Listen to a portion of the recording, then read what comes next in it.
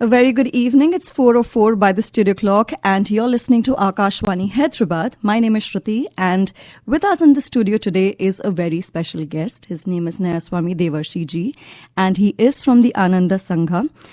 He is a dedicated practitioner of Kriya Yoga, and he will be giving us insights on the same today. In fact, recently he also launched his book that's called Kriya Yoga, Spiritual Awakening for the New Age in India. Devarshi ji, namaste. Thank you so much for joining us in the studios today. Thank you, Sruthi, for having me here today. It's my joy. So we'll start with your story. What led you to the path of Kriya Yoga? As a young man in the 1970s, which is a very, very long time ago, I was seeking truth. I knew that what I was seeing in my parents' generation who had achieved material success and well-being, but they were very unhappy. And I knew that I wanted a life that had happiness and joy in it. And so I was seeking truth during a time when many young Americans were seeking truth. Mm-hmm. And so I became aware of yogis and saints, and I was not religious or spiritual growing up. Okay. I was raised in a church, but the church made no sense to me. It was rituals, Latin masses, and right. I made no connection to it. But Okay. I knew there was something somewhere, and so I was seeking. Mm-hmm. And the very first books about yoga meditation were just coming to the West. Okay. This was the hippie era, Okay. and I was part of that era, Okay. and coming up through that. Okay. And as I was seeking, I started reading about yogis and about saints, Christian saints, yogi saints. Okay. And I was asking the question, what is God? Why are we here? Okay. And one day, inspired by these readings, I was taking a walk in a vast forest right behind my home where I grew up. And I just had a spontaneous experience of bliss. And it was overwhelming. I just knew right away, this is God. This joy is God. God is not someone up on a throne in heaven. God is not a form. God is divine bliss, divine joy. Right. And I made a vow, a sacred vow, that I would spend my life seeking God, this bliss Okay. as a yogi. And at that time, this is very funny, but I had never met a yogi at that point Okay. because it just was not that common. And so, but I knew to the core of my being, and these were samskars from past lifetimes, obviously, Okay. that were being reawakened in me. And I was only 17 years old at that time. Okay. And so as soon as I could, I started seeking where are the yogis. And at that time in the United States, they were in California. Okay. And so I moved to California. I seeked for a few years. The internet was not there, so it was very difficult. And I found a place called Ananda Village. And this was started by Swami Kriyanandaji, who was a direct disciple of Paramhansa Yoganandaji. Okay. Yoganandaji wrote the famous book, Autobiography of a Yogi. Right. And so I found Ananda Village. I went there to visit, and I knew this is my life. This was 1977. Okay. And I've never looked back. I've spent the last almost 50 years now serving my guru, Yoganandaji, Swami Kriyanandaji, all over America, mostly at this spiritual community in California. It's more like a Vedic village where we have 250 people practicing Kriya Yoga, right living. Okay. And just to start also, just in the beginning, this is not just about a meditation practice. This is about bringing a whole new way of life. And these principles in the book that I wrote show how to bring real spirituality into family life, into marriage, into raising children, into business, into music, into the arts, but really just into spiritual living, being a friend to others and serving others, and also ultimately being happy, having joy, having this anand, which I was seeking and which I really did find and have found through these practices.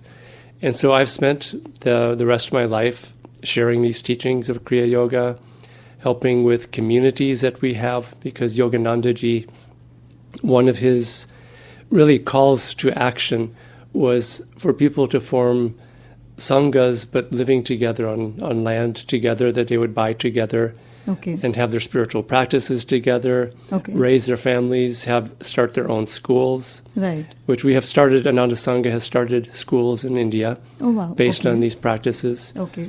And so you can see it's a whole way of life. And Yoganandaji came to bring a new way of life that just he knew that things had to change. Right. And he saw this mixture of what he said of the Eastern spirituality and Western practicality combined. And he said both are important. Right. Because family people, they can't be renunciates living in caves. They have to be spiritual where they are. Right. And they have to have careers and jobs and even Right. businesses. All these things are good things. Correct. God is in all of that. And so Yogananda, Kriyananda were trying to show us how to bring God and spirituality into our lives rather than running away from our lives to find God in some cave somewhere. And Right. that's really what Kriya Yoga is about. And that's absolutely lovely. You started practicing meditation and yoga when you were extremely young. Yep.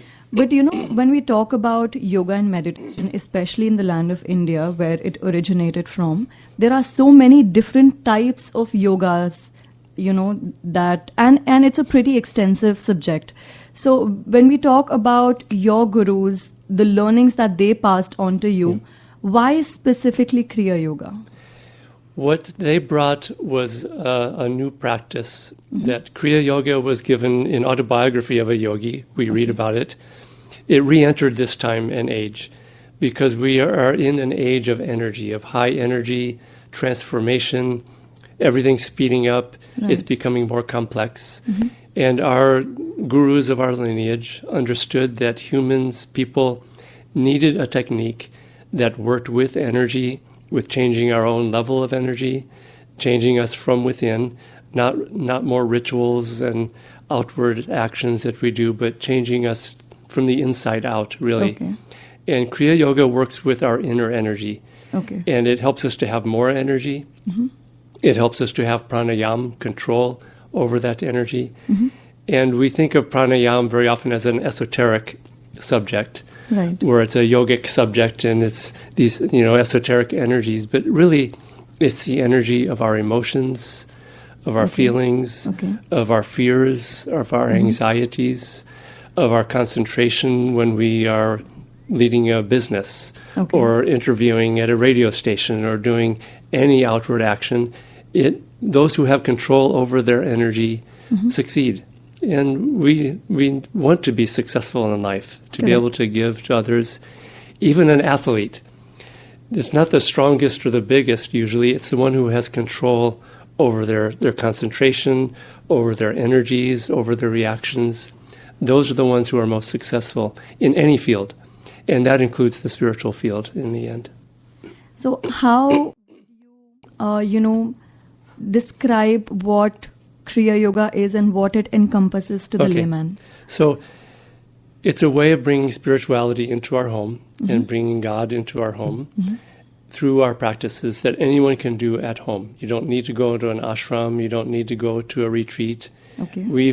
I work with a group of our brahmacharis, and we do all these teachings online. You can learn them online. Okay. And the practice of Kriya Yoga, it works with a few meditation practices, but also some practices for working with energy. Okay. And so Yoganandaji, he gave a practice that takes about 10, 12 minutes every day. These are called the energization exercises. Okay. And these are designed to bring energy into our body, into our mind, Okay. to help us to have more energy and to help us to direct and concentrate that energy. So this is one practice that those of us who are Kriya Yogis, Okay. we practice that every day. Okay. Another one is a technique of working with the breath and the concentration. It's a technique of concentration, but it helps us to go into meditation. Okay. Because the challenge of meditation is what? It's the restless mind.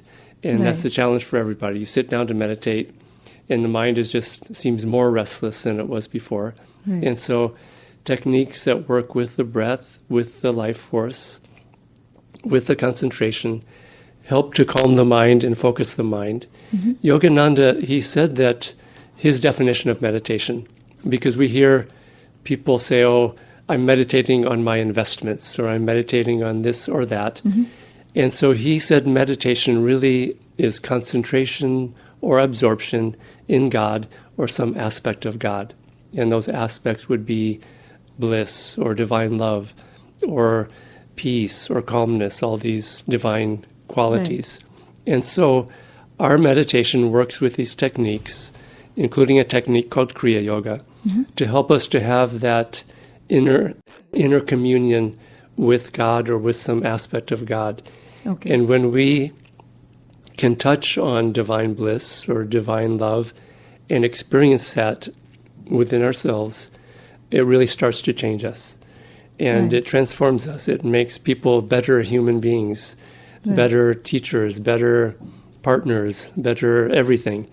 And so that transformation comes from a combination of our own self-effort mm-hmm. to do these things, but in cooperation with the grace of God. And when we cooperate with grace, as Swami Kriyanandaji often talked about it, there's a chapter in this book mm-hmm. called Cooperating with Grace. Okay. And so really true meditation practices get us up and running, almost running alongside God in a way, by us putting out the energy, but cooperating with this divine energy that really in the end is what liberates us and carries us to heights that we never thought we could possibly do. And so there's a technique also called Kriya Yoga, which works with the breath and the inner energy. Okay. But all these things work together as a comprehensive daily spiritual practice. Okay. So we'll keep this conversation going on the other side of a very quick musical break.